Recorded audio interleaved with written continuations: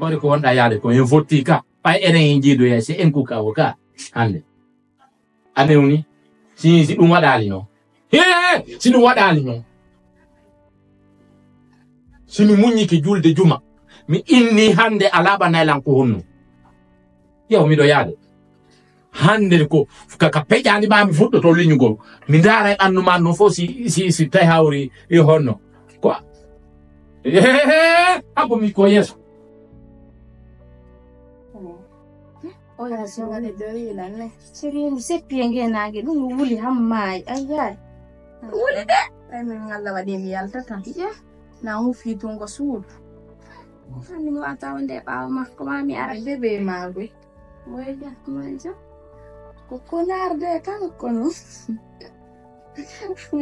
ayinde makko de ajona ro mi sawa wala so bade indele don c'est différent no mo en metti hal moyja kono amma ko kan golla lo dage na ro ko Allô? Oui. Angelica est là. Je suis venue, c'est elle pour la saluer. Janica, elle est là. Salut là. Allô? Oui, bonsoir. Ah, ok. Non, je suis à la maison. Ok, après je vais te faire ça. Ok, merci. Copie. Ok, kami na marigo kunyala na makuru. Ko tanti jan. Idan do ye clandestine. Bil tayo ye clandestine. Haro ko to itidi budi ko yara clandestine. Keran la ko tanti jan oju. Ko tan oji on je nyande yari do free page makko ni fo typhoon la intiki. Ko yal mbu. Woro so nja ko no clandestine no wulbeni yow golle dan diam. Jono ngo wujji non o detta dum ya di mbudi ron kayonoyde o ron kana toyde o gerda honno no wulbini kono ba Allah wadi subi kendu yaadu don yalla no ba o jabado yeno yeso hore makko sinadu mi langandi yawbe ben clandestine fo saybe be obligade be yakko parce que be andi be acci bawo si be pano yi devant ton ben non depanayde ko tan jono kanko e mo andi so acca ba sinare ko kotan ngono dilon na bani okay na to moreni non sonja ko me songi do ko fo na jaa na dum do subi ngal don na do ko dum do mo subi jono bayo wadi ngasa ko refu makko no kono yalla re wallumo de ko non torto de ngal foppo me no ma ta Allah wallumo na ko dum awai no balla wadi o subi ke dum do yalla wallumo nyanta ko buttini ko immi do ko mo yeyi uttani ba bandu ba dum beto ko da tami ko so ma fami susi ko non o sai no mo jaban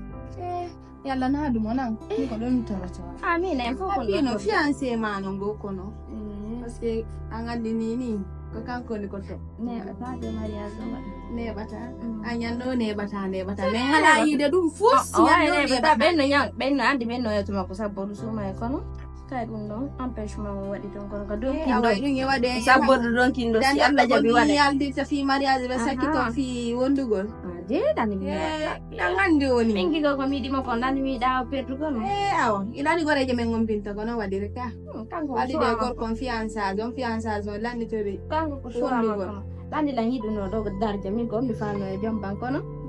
bay kanko Allah wadi waccilando yo darjaaje ma do ko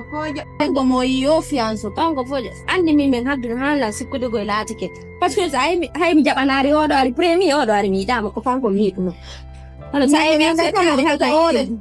darja na yo lo sa ko le mi allo ma gore je men ngon ay sutuna wi no yan bayo la tay bay lo no foti dan mo bawli ka o il te waro ni ma an afami ni kali dan ko binta fama jo do o dai me ko no do ya bo do tapi pasti dan darja ko vrai fujo ko ta yabude anti giro fara nalato jantum o golleji be alhamdulillah ari men yawno nyamugo sadaka Cerno Basiron mo arti de balle no iwi eta sinin mo ari mo iddo sadaka o fi battane bay makko ko fe'inno e battane fatunje wadde wari don o hesi don nayi didi Allah dum no minni ba no dela yo mi hettin mera ba mi anda ko di jang no wonda Allah yewtide non de dan no fo mullu nike to fayda na ko jammo natana awa ko hakkunde an esiraɓe anda kero ay o ko niri kadi ko hakkille tum mi heɓi miɗo darde par ce que andi jiwo gorko fayda si jombidiri goto inni kaari mettitila mami mi découragé ke sombo onno toon donc onon wana onon moko baɓɓe min hani arde min yitida e mum min yewtida ɓe jonna menen kadi no gasa janguɓe o jande annasara si mijitike ko ɓenata ko réflexion dara propose a idée ko honɗum mi faala yewtude min ko idée woni mi heɓi o probléme esiraɓe an ko ɓeyni kon ɓe découragé ke fi mariage hakkude maɓɓe miñan mi mijitike mi junni mijo mi tawi si min mi darike ha bandirawo an dewgal mum heeli haray baabe ngan ka beeli ɗon ɓe weltaki few minen tigi ana men weltantako maɗum mais ça c'est primo secondo o mi daari kadi mi inni yo mi aru mi yiitida e mum ɓe innay Allah e mawɗo na gore kono yangodi voilà pellet non a yewti gonga du coup ko honno komi faala ko esiraɓe an mi faala yewtanon lamɓe yoɓe okku jiwkum 3 mois e nder ɗum daren si tawi o ƴetti reedu e nder ɗum haray alhamdoulillahi rabbil alamin si tawi kadi ko aptu ɗum ɗon haray na kamɓe na min na ono par ce que tagaɗo ko wawɗa ko yewtere moƴƴude nden si tawi ɗimoma on ala jaɓude ɗum haray ɗum ɗon na e sago an ma sago ma an imori par ce que min kamɓe min jara kamin yewtidiri konngudi goo min ɓe yewti lampiji buyi wayi wasi mettay kono hana par ce que hande normalement komi esirawo maɓɓe deuxiémement komi kawu ɓiɓɓe maɓɓe donc du coup min hay miñangan ɗon mi hanamo rondanagol ay tasium taw mo gollini kawirawo ɓiɓɓe makko ɓe jonno accake mi sondali ma yewtere ɓe wi bonno adama ma tampuɗo ko wawne tampere ko fina dewa heɓata ko jungo Allah wodani évidemment sa tawi bamma ma rondi a rewtirali ɓe a heɓa ɓiɗɗo huɗaɗo yitirawo ɓamayna a donkanoma laawi ɗin ko tati ko ɗosi ɓe wiɗata kele innugol lebbi tati ɗimma ko 3 mois ka wiɗa 3 mois nder 3 na Allah wona nabijo ƴettugol on décision haray no sat a faami ƴettugo garanti noon minata no moƴƴi kono harayde a mijitike si yewɗa ka yewten ɗo mi mijitike fota ko woni mi ƴettanamo aadi o jiidoto noon ko daarugol ko muñagol hollugol jomiraɗo min dolan gonɗini ay kadi mi waɗiri ni mais kanko yinnugol ngol yoɓe seedu yo okkanta o 3 mois men daara mais si ɓe o jombi hankin hande o seedidama min haray bandirawan on heɓi ko ɓe wiyata kon caché pullo wiya mande haray o mandinama nden mande no moƴƴana goto surtout non debbo min kam mi jooɗi ɗo simi seedidama laaɓi 10 miɗo wawi jombude ha timma 50 ko sila mari moyen mbeto ay an ɓe wi aduna ko fewtiɗo tama wonno jokki yimɓe ɓe nanda si ɗon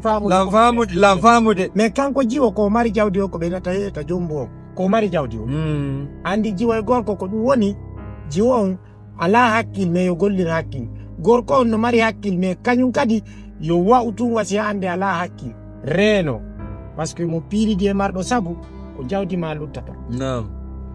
ganda si ɗon famude fani voilà ɓennay mo ɓurima gandal an ɓurmo muñade de ko ya muño sa muñike ko ya ɗofto o jalla mo ɓurima yangi on kadi ko ya faamumo par ce que ɓennay si tagaɗo o yewtude sa jentike mo a faamay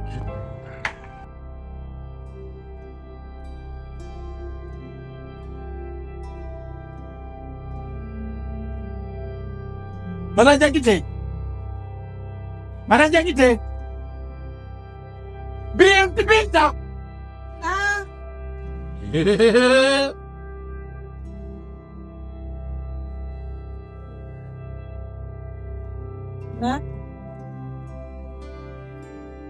Nafara ko yahugo jama leyto.